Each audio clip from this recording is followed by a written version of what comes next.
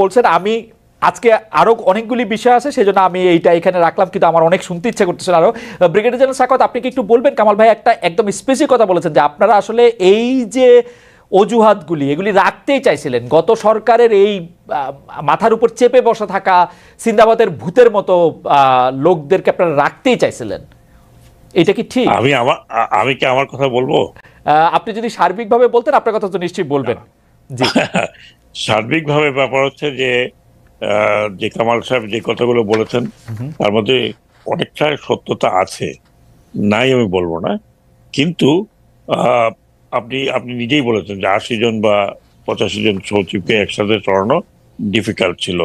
এখন কিন্তু ক্রমান্বয়ে আপনি দেখবেন যে পরিবর্তন হচ্ছে। সে পরিবর্তনটার কারণে কিছুটা অ্যাডমিনিস্ট্রেশনের মধ্যে একটু কি বলবো, মানে আনইজিনেস আছে, বিকজ নোবডি নোজ কে কখন যাবে। আমি বলি আপনাকে, আমার কথাই ধরুন, আমি স্বরাষ্ট্র মন্ত্রণালয়ে যিনি ছিলেন তিনি ৩ দিন ছিলেন, তারপরে কিন্তু চলে গেলেন, এখন তিনি জেলে আছেন। তারপরে আমি যখন নৌ মন্ত্রণালয়ে আছি, নৌ মন্ত্রণালয় খুব একটা ভাইটাল মিনিস্ট্রি, এখানে সবাই বললো যে একজন সেক্রেটারি আছেন, তিনি অত্যন্ত তুখোড় এবং ভালো কাজের লোক।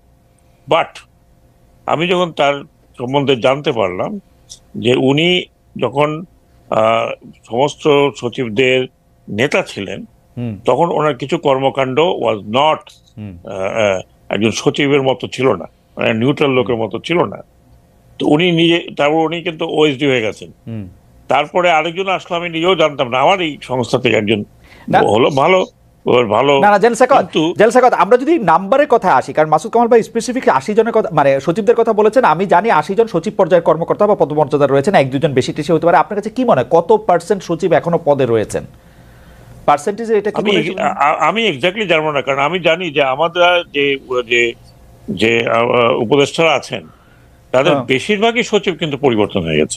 ওকে, না উপদেষ্টা তো ২০ জন। কামাল ভাই, আপনার কাছে কি কোনো ডেটা আছে যে কতজন আওয়ামী লীগ সচিব এখনো রয়ে গেছেন সচিব পদে বা কর্মরত ভাবে? আমার কাছে ডেটা নেই, কিন্তু আমি যতটুকু আমি বলি, আমি তো বিভিন্ন পত্রপত্রিকা পড়ি, একজন সচিব চলে গেলেই কিন্তু সেটা খবর হয়। তো আমার জানা মতে ১০ জনের বেশি সচিব যায়নি। কিন্তু এগুলো আমি একটা জিনিস বলি, শুনেন। আমার এখান থেকে ৩ জন গেছে কিন্তু। আচ্ছা, আমি ছোট একটা উদাহরণ দেব বলি আপনাকে, একটা উদাহরণ দেব তাহলে বুঝবেন। জিনিসটা হলো কি, আমি কিন্তু এই সচিবদের বিরুদ্ধে আমার কিন্তু ব্যক্তিগত কোনো রোষ নাই। আমি বলতে চাচ্ছিলাম পুরো আমলাতন্ত্রকে, পুরো ব্যুরোক্রেসিকে একটা মেসেজ দেওয়া।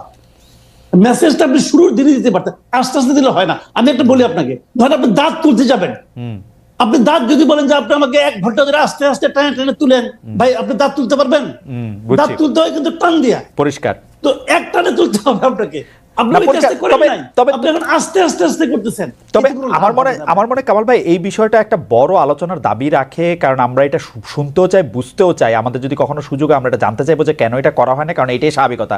কারণ আমেরিকাতেও কিন্তু এইভাবে চলে যে ডেমোক্রেট প্রেসিডেন্টের জায়গায় রিপাবলিকান প্রেসিডেন্ট হলে তারা পুরো দপ্তর নিয়ে তারা সরে যায়। যাই হোক, আমি যে প্রশ্নটাতে আসতে চাইছিলাম সেই প্রশ্নটা হচ্ছে যে দুটি খুব গুরুত্বপূর্ণ বিষয়।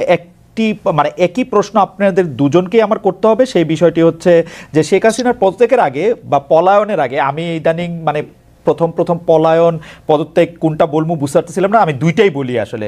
এই পতন এবং পলায়নের আগে বৈষম্য বিরোধী ছাত্র আন্দোলনের অন্যতম দাবি ছিল রাজনৈতিক দলের লেজুর ভিত্তিক ছাত্র রাজনীতি বন্ধ করা। কিন্তু আমরা দেখলাম যে লেজুর ভিত্তিক ছাত্র রাজনীতি বন্ধ করা নেই, শুধু ছাত্রলীগের রাজনীতি বন্ধ করা হয়েছে। এইটা আপনি কিভাবে দেখেন জেনারেল সাখাওয়াত?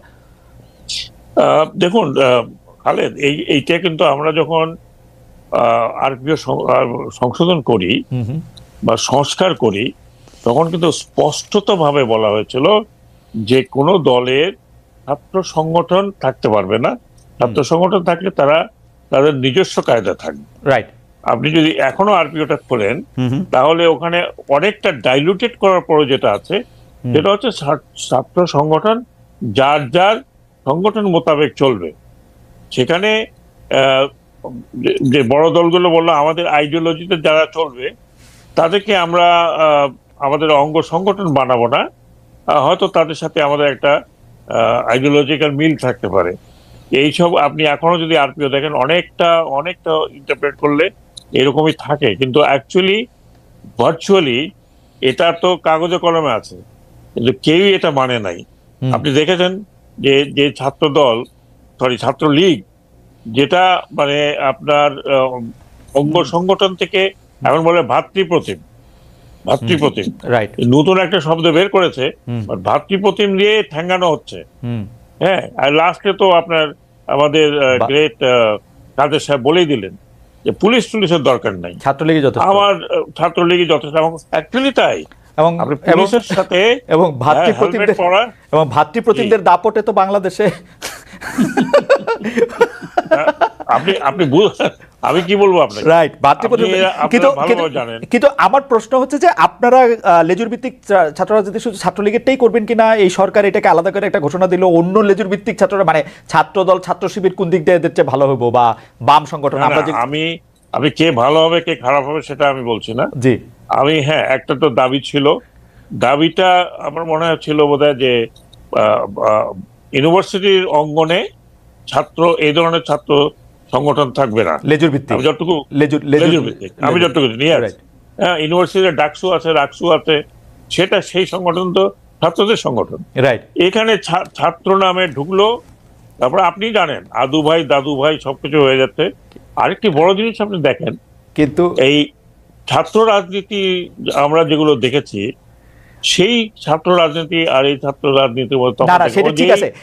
আমার প্রশ্ন সরল ডক্টর সাখাওয়াত, আমার প্রশ্ন হচ্ছে ছাত্রলীগকে যতটা আওয়ামী লীগের লেজ হিসেবে দেখা যাচ্ছে, ছাত্র শিবিরকে বা ছাত্র দলকে কি আপনারা লেজ হিসেবে দেখতে পাচ্ছেন না বিএনপির বা জামাতের? এখনো তারা ওই ধরনের ভিজিবল নয়। ছোট ছাত্রলীগ লেজ নয়, ছাত্রলীগ লেজ নাড়তো। হ্যাঁ, না সেইটা হয়েছিল ছাত্রলীগ যে কি হয়েছিল সেটা তো আমরা সবাই নিজের চোখেই দেখছি, আসলে সেইটা কোনো কথা নাই। কিন্তু আপনি বলছেন যে ওইটা মানে শিবির এবং ছাত্রদল এখনো সেরকম হয়ে ওঠে নাই। আমরা একটু মাসুদ কামাল ভাইয়ের কাছে জানতে চাইবো যে মাসুদ কামাল ভাই, আপনি ব্যাপারটাকে আসলে কিভাবে দেখেন? আমি আপনাকে শেষ দিয়ে শুরু করি। ছাত্রলীগকে দেখেছেন ওরকম কেন দেখেছেন? কারণ তখন ছাত্রলীগ যাদের ভাতৃপ্রতিম সংগঠন তারা ছিল ক্ষমতায়, শিবির যাদের ভাতৃপ্রতিম সংগঠন তারা যখন ক্ষমতায় থাকবে তখনকার শিবিরকে দেখেছেন? আচ্ছা, বিএনপি যাদের ভাতৃপ্রতিম সংগঠন, যদি বিএনপি ক্ষমতায় থাকে তখন তাদের দেখেন নাই? 2001 থেকে 2006 পর্যন্ত যখন ক্ষমতায় ছিল তখন ছাত্র দলকে দেখেন নাই? দেখছি। শুনেন, আমি একটা কথা বলি আপনাকে, বিষয়টা হলো কি যে আসলে ক্ষমতায় কে আছে সেটা দিয়ে নির্ভর করে তার সাঙ্গ পাঙ্গ, তার আপনার বাসায় চাকর বাকর পর্যন্ত 400 কোটির মালিক হবে কি হবে না। 400 কোটির মালিক কি শেখ হাসিনা যখন ক্ষমতার বাইরে ছিলেন তখন কি তার চাকর বাকরটা হইতে পারছিল? পারে নাই। বিষয়টা হলো ক্ষমতায় থাকতে পারা না পারা নিয়ে। আজকে ধরেন ক্ষমতা একটা খালি আমার ফেভারিট গল্পটা একটা বলি, ক্ষমতায় থাকাটা কিরকম। আমি শুধু ছাত্রলীগের সভাপতিকে জিজ্ঞেস করছিলাম যে আপনি যে গাড়িটা চড়েন সেইটার নাম্বার টুম্বার এমন, এটা এমন কেন? ও মাই গড, এইটার যে কি যে সাংঘাতিক প্রশ্ন এটা হয়ে গেছিল। আসলে কারণটা কি? অন্তর্নিহিত কারণ হলো দুটো। একটা হলো যে আপনার মনে আছে কিনা জানি না, আপনি দেখবেন এক সময় বিএনপির লোকজনরা বলতো, যখন নাকি বিএনপির নেতৃবৃন্দকে, বিএনপির পলিটিশিয়ানদেরকে আওয়ামী লীগ নানা ভাবে তুচ্ছ তাচ্ছিল্য করতো না, তখন বিএনপির লোকজনরা বলতো কিন্তু যে পুলিশ রাইখা আসেন, পুলিশ রাইখা আসেন, তখন দেখবো কার কতটা পাওয়ার আছে। এই যে পুলিশ রাইখা আসেন, এটা হলো কি আপনার বেসিক পয়েন্ট। কামাল ভাই আপনি আমাকে 10টা সেকেন্ড সময় দেন, একটু দর্শকদের ওই ইয়াটা আমি একটু বলে নেই, যে কারণ এই প্রসঙ্গে আপনি এই প্রসঙ্গ শেষ করলে এই প্রসঙ্গে পরের প্রসঙ্গে আর আসতে হবে, এবং সেইটা আপনি বলার পরে জেনারেল সাখাওয়াত বলবেন। সেটা হচ্ছে যে দর্শকদের কাছে আমরা প্রশ্ন করেছিলাম যে রাষ্ট্রপতি মোহাম্মদ শাহাবুদ্দিনের পদত্যাগ চায় বৈষম্য বিরোধী ছাত্র আন্দোলন, এই দাবি আপনারা সমর্থন করেন কিনা? দাবি সমর্থন করছেন শতকরা 70% লোক, সমর্থন করছেন না 30% লোক, 78,000 ভোট দিয়েছেন। কামাল ভাই আপনি প্লিজ কন্টিনিউ করবেন। আপনি বলছিলেন যে যেই সরকার আসলে ক্ষমতায় থাকে তাদের সাঙ্গ পাঙ্গ লেজ বা অন্য যে নামে আমরা ডাকি না কেন, তারা আসলে আমাদের একটি পুরনো প্রবাদ আছে যে মেরার জোরে, মেরা বা খুঁটির জোরে আসলে ভেড়া নাচে। এটা হলো জাস্ট ক্ষমতার কথা। আমি একটা ছোট্ট এক্সাম্পল দিয়ে বলি। আজকে দেখেন বৈষম্য বিরোধী ছাত্র আন্দোলনের ব্যানারে যারা কাজ করতেছে তারা যাচ্ছে এবং তারা রাষ্ট্রপতির বাসভবন পর্যন্ত যাচ্ছে, আন্দোলন করতেছে। আচ্ছা, এই কাজটাই ছাত্রলীগের কথা বাদ দেন, আমি ছাত্রলীগ বলতে চাচ্ছি না, ছাত্র দল করতে পারবে? পারবে আজকে? ছাত্র দল এরকম মিছিল করতে পারবে আজকে? পারবে না। কেন পারবে না? ছাত্র শিবির পারবে। এই সরকার তো ছাত্র শিবিরকে বেশি শিবির ভালোবাসে। পারবে। হ্যাঁ, শিবির হয়তো শিবির পারবে, পারবে। আমি হ্যাঁ, sure না। কারণ এই সরকার শিবির শিবিরকে এখনো বেশি, দেখায় নাই। জেনারেল সাখাওয়াত সাহেব, শিবিরটা এখনো দেখি জেনারেল নাই। সাখাওয়াত আমি জানি শিবিরকে না। বেশি ভালোবাসে এখন ছাত্র। হতে পারে, আমি জানি না, কিন্তু ছাত্র দল যে